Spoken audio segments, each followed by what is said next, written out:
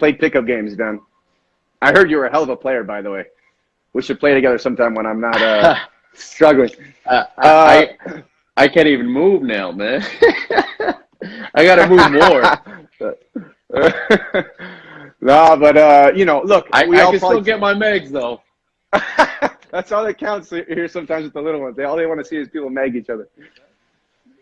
But no, and some of the pickup games growing up, look, we've all been in pickup games. You show up to a place where there's pickup. Sometimes it's phenomenal, and there's guys 2 years older than you that come to play, and you have to grind to even swim with those guys. And sometimes you go there and the guys are 3 years younger than you, and you're like, this is boring. I don't even want to be here. So a pickup game is tricky to create. And we're talking about quality pickup games, quality games that are released, quality games where you can go and play without anyone coaching you. And because I know there's a big buzz in the country right now, like, oh, we need more pickup. Yeah, but we need more quality pickup for some of these players to go in an environment that's going to push them. So that's been on my mind a lot lately. How can we create an environment where these kids can come and play unopposed by the coach and still get pushed by the other players around them? How do we create that environment? Sometimes there has to be stipulations to the game. Music does help, believe it or not. So things like that, Yep. that I think are valuable. But we could go on and on, I think, about the training sessions, but that's the basis. Nice. Thank you for sharing that. Yeah, and then we're actually going to be evolving our pickups. We got a few ideas, and we're going to be collaborating with a few more, I would say, organizations to provide just that, because we understand the value of that for sure. And I hope everybody that does attend at least our pickups comes because they see value in it. And exactly like you said, we play music.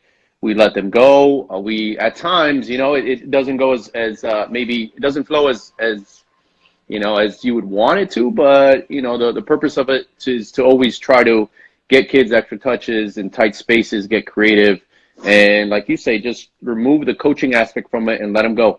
Let them have fun, but compete. Yeah, absolutely. I think that's the number one thing in all this stuff that we're talking about is they still have to compete. We're talking about all these different aspects, but in every aspect, in everything you're doing, if you're at Insanes, if you're at the 10 Academy, if you're working with APFC, if you're working with VBFC, who, by the way, been doing some work with those guys, and they're culturally just taking this thing to a different area of the game, which I'm loving. And I know the kids enjoy it. But in all those environments, you have to compete or else it's worthless. So for all these players who want to get to the next level. I see another one here, Walter, that's really interesting from Juju. Juju, how you doing, man? I hope you're well. It says, how often do you need to train outside of a team training environment? Again, I think it depends on your age and your drive and a lot of different mental aspects that come with you as a player. But I do think that it's important to, provide variety, like we talked about. Make sure there's a variety in your cycles. And B, make sure that you have a rest day. I understand that, I know a lot of players that are like, no, I went 7 days this week. It was great. And some of the players, the younger players, and I was like this too, I would have went 7 days a week. I did go 7 days a week, whether it was on my own or with a coach, whatever it was, or with other players. Soccer fanatics will go 7 days a week if you let them. But I also had a basketball hoop in my backyard. We would play basketball, and we would go at it, and we would compete playing basketball. So you learn how to compete in different sports. You get different motor skills in different sports. So I think this question on how often to train also needs to be, and what type of training, how often. So again, like we mentioned, I think it's important, and again, this is my preference and my vision, but and things I've picked up along the way from other people.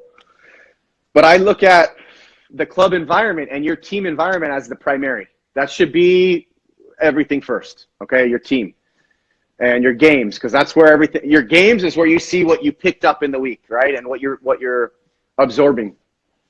But let's say I'm going to use this as an example of a player who trains twice a week with their team and then plays a game on the weekend. Okay, that's your cycle, the 7 day cycle. Maybe you train on Monday night with your team. Then you have training on Wednesday night. Okay? If you want to train 4 or 5 days a week, or you want to play 4 or 5 days a week, go for it. And make sure that in each session you give in everything you can, concentration-wise and physically. Monday, you're with your team. Maybe Tuesday, you're mixing it up with some technical work. Maybe Wednesday, you're back with your team. Then maybe Thursday, you're mixing it up with some more, something that's pickup. All right? Maybe you have an environment where you can go play futsal and mix up the ball size and the ball weight, and the speed of the game changes. The decision-making opportunities increase because there's only 5 players on the field.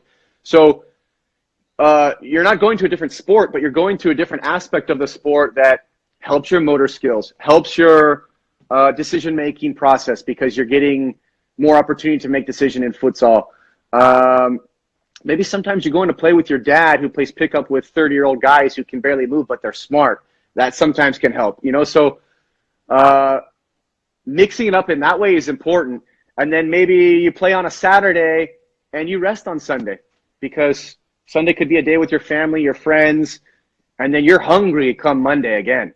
But if you go 7 days a week from 8 years old to 15 years old, you're going to be lucky to get to 16 with the drive that you need to have to now really make that jump from 16 to 18, where at 18 you're pro, you're not pro. So, or you're collegiate or you're not collegiate, or you're right. So I think being patient in this whole process, in scheduling your weeks out, scheduling your months, making sure the kids have.